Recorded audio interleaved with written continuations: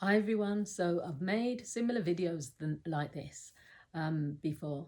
So if you go to my channel, you'll see that I made a video about a book called The Courage to be Disliked. I've made loads of little clips about it because the book was that good. And I've also talked about parts work where there was a few videos where I've talked about separation of tasks. So if you type that into the search bar, you'll see that.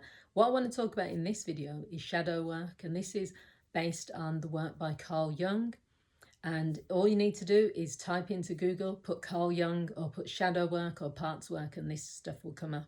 And this is an appropriate time to do this because there's lots of people who are feeling that they have to put on a mask. They're feeling that they have to present themselves in a particular way, and they're feeling that when they show certain parts of themselves, because it's not accepted or it's rejected, then they kind of keep that stuff hidden. So shadow work says that the more you suppress who you truly are, those parts of yourself become stronger. And what happens then is, say that part of you who has sexual desires, and someone says, oh, you're always talking about sex, or you're very flirty, or that sort of thing. That's who you are, but then you suppress it, and then it usually comes out in negative ways. So maybe that person is the person who is hiding sexual thoughts, and then they'll go off and they'll probably try to come onto a person, or they will do something which is out of their character, but it's because they've been suppressing and hiding that genuine desire to just be a flirty person or that sort of thing. That's probably not the best example, but there's loads of examples of people who, when they share certain aspects of themselves, they either get rejected or they get laughed at, or people say you shouldn't say that sort of thing, so they suppress it. So what Carl Jung believes is that you need to integrate your whole self. You need to stop hiding parts of yourself, and you need to stop labeling them as good or bad. Because he says when you dislike something in someone else, so when people are saying, oh, you're a hater, or there's a lot of people who have problems with people who are rich.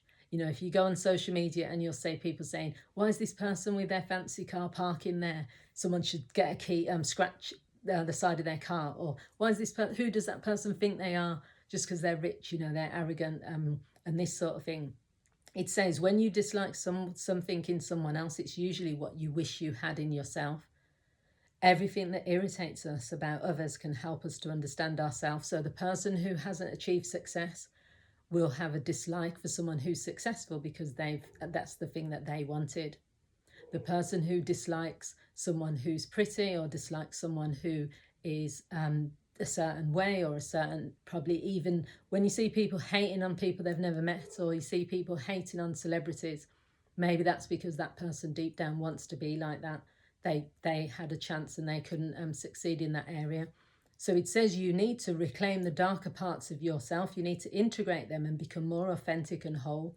Stop believing that you have to suppress, hide, or get rid of any parts of you that you dislike. Try to understand why you dislike that. So if you're feeling something, or so a good example when I'm working with clients is people who say, why am I so emotional? Or why am I always crying? Or why am I a sensitive person? And we talk about that, and I'll say, do you feel that being sensitive is a negative? And if you do, where's that come from? And in a lot of cases, the person says, no, I want to be a sensitive person, but everyone keeps telling me you're too sensitive. When people say to you, you're too loud, you're too sensitive, you're too emotional, you're too this, you're too that, that's coming from them. That's their issue. That's got absolutely nothing to do with you. If you want to become a sensitive person, if you want to be an emotional person, if you want to be a loud person, then just be that, because that is who you authentically are.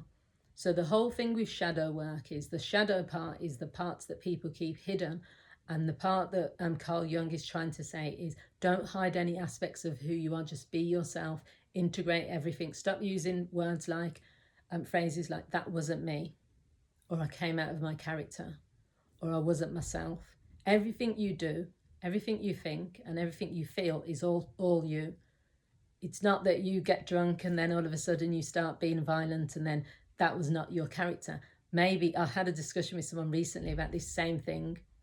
I asked the person, do you think that you got drunk and you acted in that way because normally you wouldn't be able to do that when you were sober? And they stopped and thought about that, because I think even though you act in different ways at different times in your life, just own it. Just say that was a part of my character that has came out. that is a part that I either want to accept or that's a part I want to change. So I'll talk more about this. I'll probably do a live stream in the new year about shadow work, because it's really important. It can help us to understand ourselves. It can help us to, when there's like confusion about, you know, when people say they're lost, they don't know who they are, they don't identify with who they are anymore, it can be really useful. So I'll probably do more videos on it. So thanks for watching. And if you feel this video is useful, share it with others, leave a comment, like, and you can also find me on my different social media platforms. I'll put that in the description. Thanks for watching.